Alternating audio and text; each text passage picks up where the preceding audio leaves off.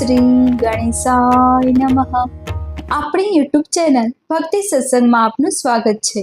અત્યારે પુરુષોત્તમ માસ ચાલી રહ્યો છે, ત્યારે આપણે ભગવાન શ્રી કૃષ્ણની, ભગવાન પુરુષોત્તમની કૃપા પ્રાપ્ત કરવા માટે ધર્મ, ધ્યાન, ભક્તિ કરી રહ્યા છીએ, દાન પુણ્ય કરી રહ્યા છીએ. ત્યારે આપણે નિત્ય ભગવાન પુરુષોત્તમને પ્રસન્ન કરવા માટે, પ્રભુની કૃપા પ્રાપ્ત કરવા માટે પુરુષોત્તમ માસ મહાત્મ્યની કથાનો અધ્યાય સાંભળી રહ્યા છીએ અને વાર્તા કથા પણ સાંભળી રહ્યા છીએ, જેમાં પુરુષોત્તમ માસનો મહિમા બતાવવામાં આવ્યો છે. વસુદેવ વસુતમ દેવમ કંસ ચાણુ મર્દનમ દેવકી પરમાનંદમ કૃષ્ણમ વંદે જગદગુરુ. બોલો પૂર્ણ પુરુષોત્તમ ભગવાનની જય. પુરુષોત્તમ માસ મહાત્મ્ય કથા અધ્યાય 8મો. મુનિ મેઘાવીનું આખ્યાન. સુત પુરાણી સોનકાદી ઋષિઓને કહે છે, હે મુનિ શ્રેષ્ઠો, ભગવાન વિષ્ણુ અને શ્રી કૃષ્ણનો સંવાદ સાંભળીને અતિ હર્ષિત થયેલા નારદજીએ ભગવાન નારાયણને પૂછ્યું, હે પ્રભુ, ભગવાન શ્રી હરિ વિષ્ણુ પુરુષોત્તમ માસને વૈકુંઠમાં લઈને આવ્યા, તે પછી શું બન્યું તે મને કહો. ઉપરાંત અર્જુન અને ભગવાન શ્રી કૃષ્ણની કથા જણાવો, કેમ કે અર્જુન અને શ્રી કૃષ્ણની કથા લોકોને હિતકારી છે. ભગવાન નારાયણે નારદજીના આ પ્રશ્નનો ઉત્તર દેતા જણાવ્યું, હે નારદ, ભગવાન વિષ્ણુએ પુરુષોત્તમ માસને પોતાને ત્યાં વસાવ્યો, તેથી તે પ્રશ્ન થયો. સાથે સાથે ભગવાન વિષ્ણુને પણ સંતોષ થયો. હે નારદ, હવે શ્રી કૃષ્ણ અને પાંડવો વચ્ચે કામ્યક વનમાં શું બને છે તે પણ હું તમને કહી સંભળાવું છું. ભગવાન શ્રી કૃષ્ણ યુધિષ્ઠિરને ઉદ્દેશીને કહે છે, હે ધર્મરાજ, તમે 5 ભાઈઓ અને દ્રૌપદી રાજપાટ છોડીને જંગલોમાં ભટકો છો ને, પારાવારા દુઃખ વેઠી રહ્યા છો. આ દુઃખમાંથી મુક્ત થવા માટે તમારે પુરુષોત્તમ માસનું વ્રત કરવું જોઈએ. તમે તમારા શત્રુઓના ભયથી આ વ્રત ભૂલી ગયા હશો. તેમાં તમારો કોઈ દોષ નથી. પોતાના ભાગ્યને આધારે માનવી દુઃખ વેઠે છે. તમારા દુઃખનું બીજું પણ એક કારણ છે. દ્રૌપદી પૂર્વજન્મમાં મેઘાવી ઋષિની પુત્રી હતી. તેને ઘણા લાડકોડમાં ઉછેરવામાં આવી હતી. રૂપગુણમાં તે અજોડ હતી. બધી કલાઓમાં તે પારંગત હતી. એક સમયે પડોશમાં રહેતી પોતાની સખીને પોતાના બાળકને રમાડતા જોઈને તેને પણ સંતાન સુખની ઈચ્છા જાગી. વિવાહ યોગ્ય થઈ ચૂકી હતી, છતાં તેનો વિવાહ થયો નહોતો.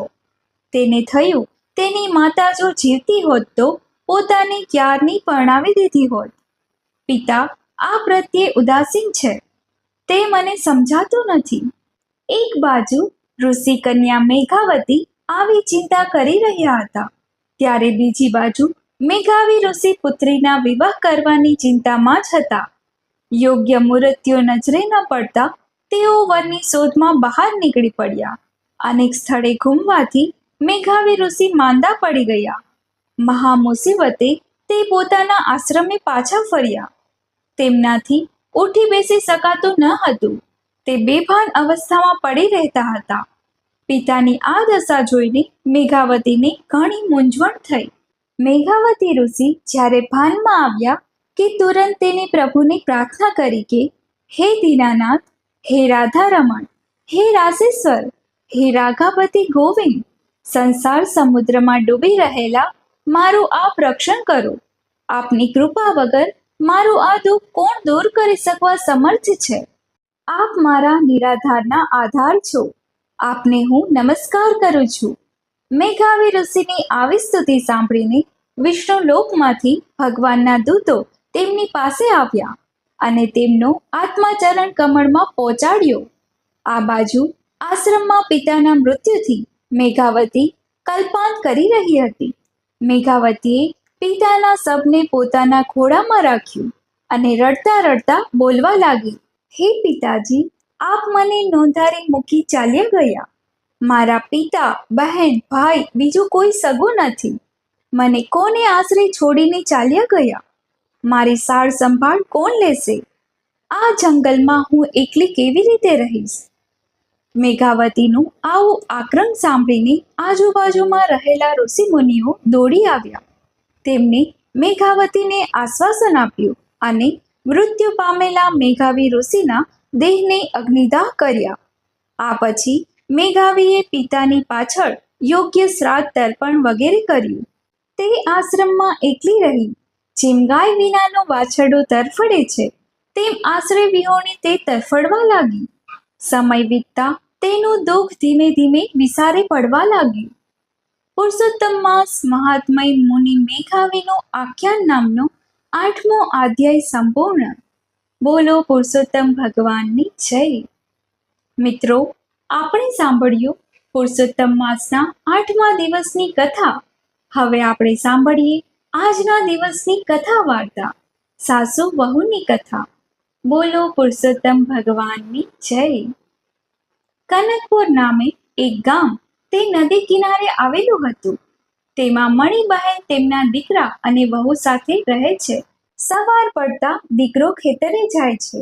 દીકરાની વહુ ઘરનું બધું કામકાજ કરે અને મણિબહેન પણ આખો દિવસ નવરા બેઠા એટલે આજુબાજુ પાડોશમાં જઈને વાતો કરે. ઘરે બેઠા પાડોશનને બોલાવીને ગપ્પા માર્યા કરે. આમ આખો દિવસ પૂરો કર્યો. તેમને ધર્મ ધ્યાનમાં બહુ રસ ન હતો. ગપ્પા મારવામાં, વાતો કરવામાં તેઓ એકા. તેમના દીકરાની વહુનું નામ મેના હતું. મેના ઓછું બોલતી, ઘરના કામકાજમાં તે ડૂબી રહેતી. સમય મળે ધર્મ ધ્યાન કરે. એવામાં પુરુષોત્તમ માસ આવ્યો. મણિબહેને પુરુષોત્તમ માસ વ્રત કરવાનું નક્કી કર્યું. મારી સાસુ વ્રત કરનાર છે આ જાણીને મેનાએ પણ વ્રત કરવાનું વિચાર્યું. તેને પોતાની સાસુને આ બાબત જણાવી. આથી મણિબહેન ગુસ્સે થઈને છણકું કરીને બોલ્યા, મોટી જોઈ ભક્તાણી, ઘરમાં બેસીને ધર્મ ધ્યાન કરો. નદીએ નાહવા જવાની કોઈ જરૂર નથી. મેના સાસુની નારાજગી સમજી ગઈ. તે મૌન રહી. તેને મનોમન વ્રત કરવાનો સંકલ્પ કરી લીધો. મણિબહેન રોજ સવારે વહેલા ઉઠીને નદીએ સ્નાન કરવા જતા. નદીએ સ્નાન કરીને કાંઠા ગોરમાનું પૂજન કરે. કથા વાર્તા ચાલતી હોય ત્યાં બેસીને સાંભળે. બ્રાહ્મણને દાન દક્ષિણા આપે. આ બાજુ મેના પણ સવારે વહેલી ઉઠીને નિત્ય નિયમ મુજબ સ્નાન કરે. સ્નાન સમયે, હે પુરુષોત્તમ ભગવાન, મારું આ સ્નાન વ્રતના સ્નાન તરીકે માન્ય રાખજો. આટલું કહીને નાહતા નાહતા હે પુરુષોત્તમ ભગવાન, હે પુરુષોત્તમ ભગવાન તેમ કહ્યા કરે. તેણે દેવસ્થાનમાં પુરુષોત્તમ ભગવાનની નાની મૂર્તિ સ્થાપના કરી. તે દરરોજ ધૂપ દીપ પુષ્પ આદિ સમર્પિત કરીને તેની સ્તુતિ કરે, આરતી કરે. મેના અધિક માસમાં કથરોટમાં બેસીને સ્નાન કરતી. તેને એક કહેવત સાંભળેલી, મન જંગા તો કથરોટ મેં ગંગા. તે ન્યાયે દરરોજ કથરોટમાં બેસીને સ્નાન કરતી. લોટા વડે શરીર ઉપર પાણી રેડતી અને પુરુષોત્તમ ભગવાનનું રટન કરતી.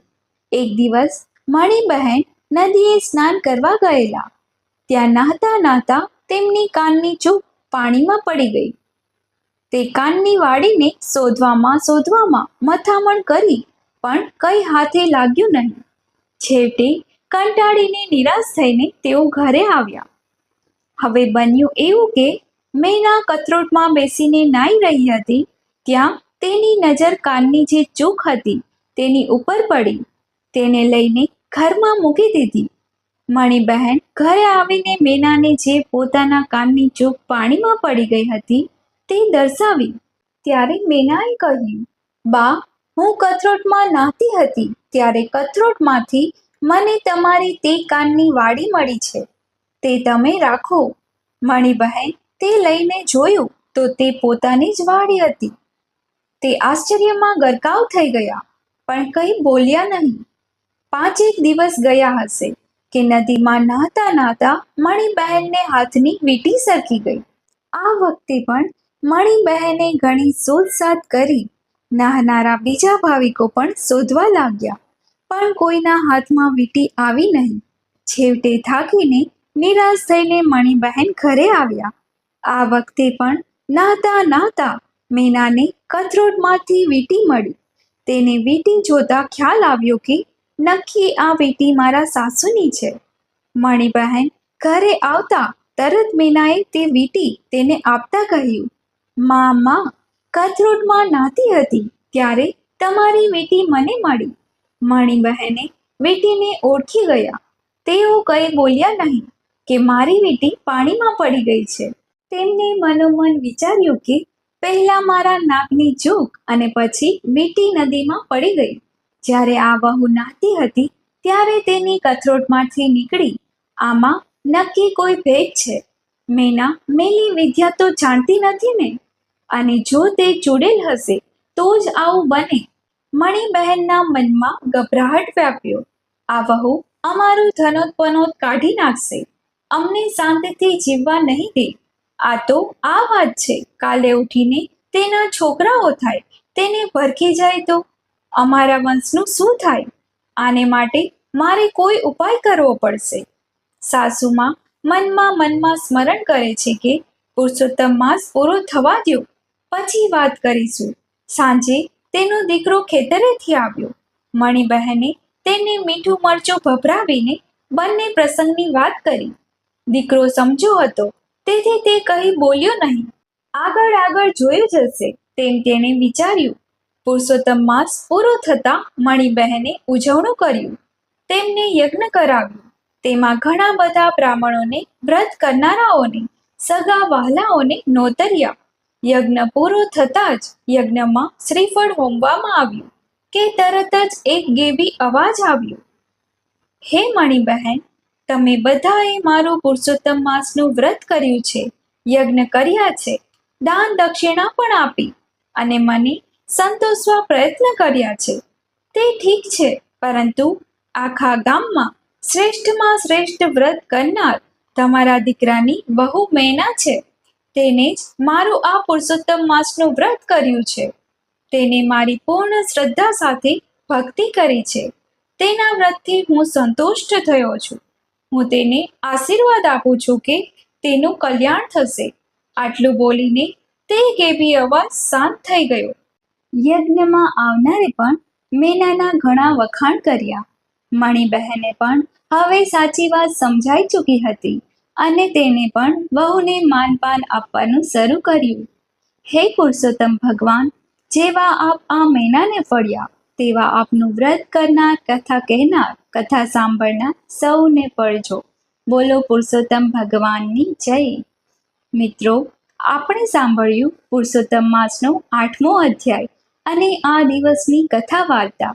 હવે આપણે સાંભળીએ આજના દિવસનું કીર્તન. તમે છો માતા પિતા અને અમે તમારું બાળ, નિસ્દિન લેજો પુરુષોત્તમ પ્યારા આ છોરુની સંભાળ. ડગલે પગલે સારા કામો સદાય કરતી ચાલુ, સંતોને ભક્તોની સેવા માં મારો ધર્મ હું જાણું. પરમ કૃપાળુ પરમ દયાળુ હરદમ તુજને જાણું, તવ ચરણની રજમાં રમતા અનુપમ સુખડા જાણું.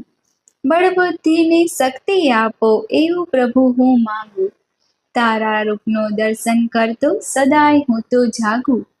પ્રેમ સુધાના જામ પીવેને જગતને પીવડાવું, સર્વપરીને સદા પ્રગટ છો જાણું ને સમજાવું. બોલો ભગવાન શ્રી પૂર્ણ પુરુષોત્તમની જય. જો આપને આ વિડીયો પસંદ આવ્યો હોય તો વિડીયોને લાઈક કરજો, શેર કરજો, ચેનલને સબસ્ક્રાઈબ કરજો, જેથી આ પુરુષોત્તમ માસની નિત્ય કથા તેમજ પુરુષોત્તમ માસના અધ્યાયના વિડીયો મૂકવામાં આવશે તે આપ સુધી તુરંત પહોંચી શકે. આપ સૌને પુરુષોત્તમ માસની શુભકામના, મંગલ કામના. જય માતાજી, જય શ્રી કૃષ્ણ.